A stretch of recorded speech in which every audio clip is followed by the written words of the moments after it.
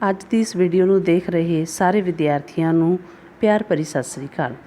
ਅੱਜ ਦੀ ਇਸ ਵੀਡੀਓ ਦੇ ਵਿੱਚ ਅਸੀਂ ਕਰਾਂਗੇ ਪਾਠ 1 ਮੇਰਾ ਦੇਸ਼ ਮਹਾਨ ਪੰਜਾਬੀ ਦੀ 8ਵੀਂ ਜਮਾਤ ਦੀ ਸਰਬ ਪੰਜਾਬੀ ਪਾਠਮਾਲਾ ਕਿਤਾਬ ਤੋਂ ਪਾਠ 1 ਮੇਰਾ ਦੇਸ਼ ਮਹਾਨ। ਤੇ ਆਓ ਪੜ੍ਹਦੇ ਹਾਂ ਤੇ ਜਾਣਦੇ ਹਾਂ ਕਿ ਇਸ ਕਵਿਤਾ ਦੇ ਰਾਹੀਂ ਕਵੀ ਕੀ ਕਹਿਣਾ ਚਾਹੁੰਦੇ ਹਨ। ਸਭ ਤੋਂ ਉੱਪਰ ਦਿੱਤਾ ਹੈ ਪਾਠ ਦਾ ਉਦੇਸ਼। ਪਾਠ ਦਾ ਉਦੇਸ਼ ਹੈ ਵਿਦਿਆਰਥੀਆਂ ਨੂੰ ਯਾਨੀ ਬੱਚਿਆਂ ਨੂੰ ਦੱਸਣਾ ਕਿ ਸਾਡਾ ਭਾਰਤ ਮਹਾਨ ਕਿਵੇਂ ਹੈ। ਤੇ ਇਸ ਦੇ ਨਾਲ ਨਾਲ ਕਵੀ ਨੇ ਇਹ ਵੀ ਦੱਸਿਆ ਹੈ ਕਿ ਬੱਚਿਆਂ ਦੀ ਯਾਨੀ ਇਸ ਨਵੀਂ ਪੀੜ੍ਹੀ ਦੀ ਆਉਣ ਵਾਲੇ ਸਮੇਂ ਵਿੱਚ ਆਪਣੇ ਦੇਸ਼ ਲਈ ਕੀ ਜ਼ਿੰਮੇਵਾਰੀ ਹੋਏਗੀ। ਤਾਂ ਪੜ੍ਹਦੇ ਹਾਂ ਆਪਾਂ ਕਵਿਤਾ ਮੇਰਾ ਭਾਰਤ ਦੇਸ਼ ਮਹਾਨ। ਮੇਰਾ ਭਾਰਤ ਦੇਸ਼ ਮਹਾਨ ਕੁੱਲ ਦੁਨੀਆ ਵਿੱਚ ਇਸ ਦੀ ਸ਼ਾਨ। ਮੇਰਾ ਭਾਰਤ ਦੇਸ਼ ਮਹਾਨ ਕਵੀ ਕਹਿੰਦਾ ਹੈ ਕਿ ਮੇਰਾ ਜੋ ਭਾਰਤ ਦੇਸ਼ ਹੈ ਬਹੁਤ ਮਹਾਨ ਹੈ। ਕੁੱਲ ਦੁਨੀਆ ਵਿੱਚ ਇਸ ਦੀ ਸ਼ਾਨ, ਕੁੱਲ ਮਤਲਬ ਸਾਰੀ ਦੁਨੀਆ ਵਿੱਚ ਇਸ ਦੀ ਆਪਣੀ ਹੀ ਇੱਕ ਸ਼ਾਨ ਹੈ। ਇਸ ਦੀ ਖਾਤਰ ਵੀਰ ਜਵਾਨਾਂ ਹੱਸ ਹੱਸ ਵਾਰੀਆਂ ਆਪਣੀਆਂ ਜਾਨਾਂ। ਅਤੇ ਇਸ ਦੀ ਮਤਲਬ ਇਸ ਦੇਸ਼ ਦੀ ਖਾਤਰ ਮਤਲਬ ਇਸ ਦੇਸ਼ ਲਈ ਵੀਰ ਜਵਾਨਾਂ ਨੇ ਆਪਣੀਆਂ ਜਾਨਾਂ ਹੱਸ ਹੱਸ ਕੇ ਵਾਰੀਆਂ ਹਨ। ਪੈਰਾ 2 ਹਿੰਦੂ ਮੁਸਲਿਮ ਸਿੱਖ ਈਸਾਈ ਰਲ ਮਿਲ ਰਹੀਏ ਭਾਈ ਭਾਈ। ਅਤੇ ਸਾਡੇ ਦੇਸ਼ ਦੀ ਅਗਲੀ ਖਾਸੀਅਤ ਇਹ ਹੈ ਕਿ ਇੱਥੇ ਸਾਰੇ ਧਰਮਾਂ ਦੇ ਲੋਕ ਅਲੱਗ-ਅਲੱਗ ਧਰਮਾਂ ਦੇ ਲੋਕ ਹਿੰਦੂ ਮੁਸਲਿਮ ਸਿੱਖ ਈਸਾਈ ਸਭ ਰਲ ਮਿਲ ਕੇ ਯਾਨੀ ਇਕੱਠੇ ਹੋ ਕੇ ਭਾਈ ਭਾਈ ਤਰ੍ਹਾਂ ਰਹਿੰਦੇ ਹਨ।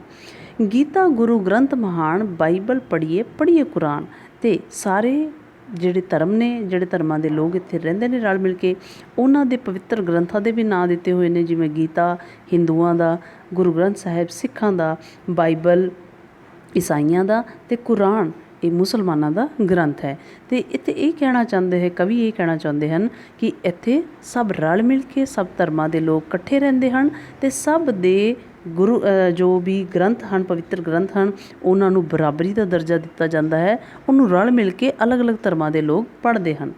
ਤੀਜਾ ਪੈਰਾ ਅਸੀਂ ਹਾਂ ਗੁਰੂਆਂ ਦੀ ਸੰਤਾਨ ਯਾਨੀ ਕਿ ਬੱਚੇ। ਅਸੀਂ ਉਹਨਾਂ ਗੁਰੂਆਂ ਦੀ ਬੱਚੇ ਹਾਂ, ਉਹਨਾਂ ਗੁਰੂਆਂ ਦੀ ਔਲਾਦ ਹਾਂ। ਕੰਮ ਕੀਤੇ ਜਿਨ੍ਹਾਂ ਨੇ ਆਪਣੇ ਜੀਵਨ ਵਿੱਚ ਬੜੇ ਮਹਾਨ ਬੜੇ ਵੱਡੇ ਕੰਮ ਕੀਤੇ ਹਨ। ਜ਼ੁਲਮ ਵਿਰੁੱਧ ਚੁੱਕੀ ਕਿਰਪਾਨ ਯਾਨੀ ਤਲਵਾਰ। ਯਾਨੀ ਕਿ ਆਮ ਤੌਰ 'ਤੇ ਜਿਹੜੇ ਗੁਰੂ ਹੁੰਦੇ ਧਾਰਮਿਕ ਗੁਰੂ ਹੁੰਦੇ ਹਨ ਉਹਨਾਂ ਨੂੰ ਆਪਾਂ ਸੋਚਦੇ ਹਾਂ ਕਿ ਉਹਨਾਂ ਦਾ ਕੰਮ ਧਰਮ ਕਰਮ ਦੇ ਕੰਮ ਕਰਨਾ, ਪੂਜਾ ਕਰਨਾ ਆਦਿ ਹੁੰਦਾ ਹੈ।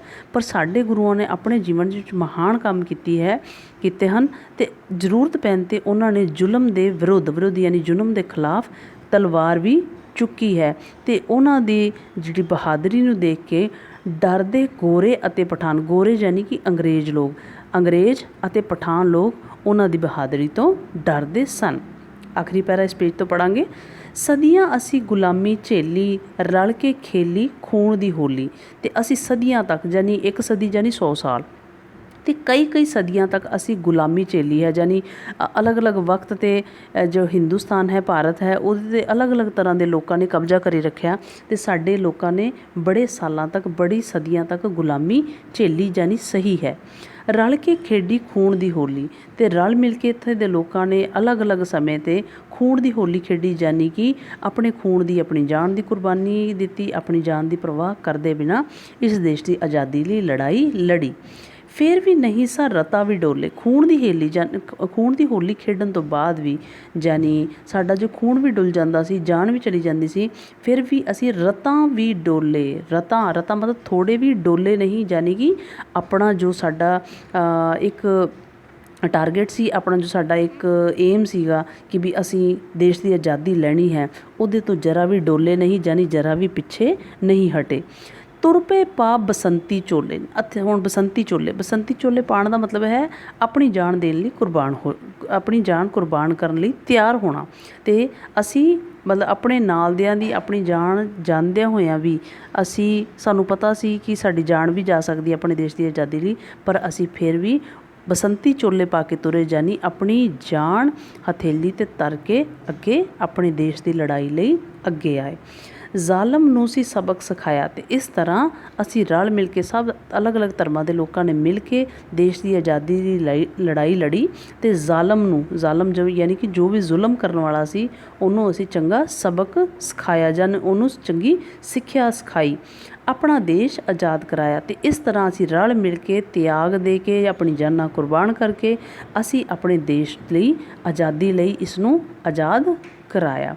अगला पैरा पढ़ांगे अगले पेज ते, बड़ी महंगी आज़ादी पाई। तो इस तरह असीं देख सकते हैं कि जिहड़ा भारत है उन्हें आज़ादी बड़ी उन्होंने महंगी मिली। महंगी क्यों? क्योंकि इत्थे कई जवानों ने कई लोगों ने अपनी जान गवा के इस आज़ादी नूं पाया है।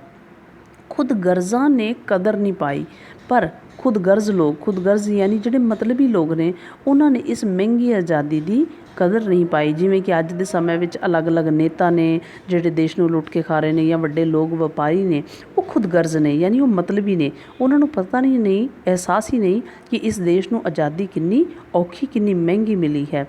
तो वो लुट देश नूं ये खा रहे, जेबां नूं ने रंग ला रहे।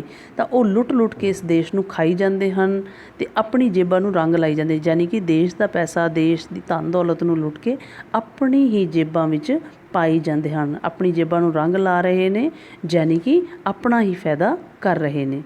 देश का ये करदे नुकसान, तो ये लोग जिहड़े इदां दे खुद गर्ज मतलबी लोग ने, ये देश नूं हमेशा नुकसान यानी कि देश नूं हमेशा हानि पहुँचाते हैं।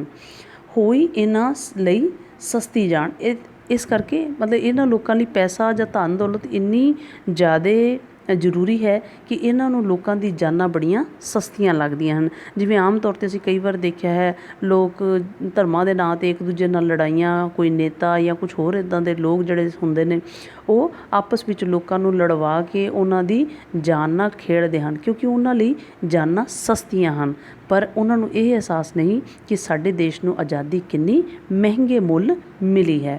ਅਖੀਰਲਾ ਪੈਰਾ ਪੜਾਂਗੇ, ਉੱਠੋ ਵੀਰ ਜਵਾਨੋ ਆਓ ਖੁਦ ਗਰਜ਼ਾਂ ਨੂੰ ਭਾਜੜ ਪਾਓ। ਤੇ ਹੁਣ ਵੀਰ ਜਵਾਨੋ ਸਮਾਂ ਆ ਗਿਆ ਹੈ ਜਦੋਂ ਇਹਨਾਂ ਖੁਦਗਰਜ਼ ਲੋਕਾਂ ਨੂੰ ਭਾਜੜ ਪਾਉਣ ਦਾ ਸਮਾਂ ਆ ਗਿਆ ਹੈ, ਯਾਨੀ ਕਿ ਇਹਨਾਂ ਨੂੰ ਆਪਣੇ ਦੇਸ਼ 'ਚੋਂ ਭਜਾਉਣ ਦਾ ਸਮਾਂ ਆ ਗਿਆ ਹੈ।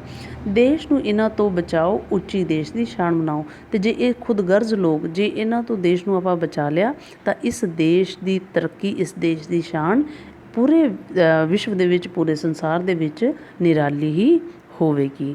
ਤਾਂ ਇਹ ਸੀ ਸਾਡੀ ਕਵਿਤਾ ਮੇਰਾ ਦੇਸ਼ ਮਹਾਨ। ਤੇ ਉਮੀਦ ਕਰਨੀ ਆ ਤੁਹਾਨੂੰ ਇਹ ਕਵਿਤਾ ਜ਼ਰੂਰ ਸਮਝ ਆਈ ਹੋਏਗੀ। ਧੰਨਵਾਦ।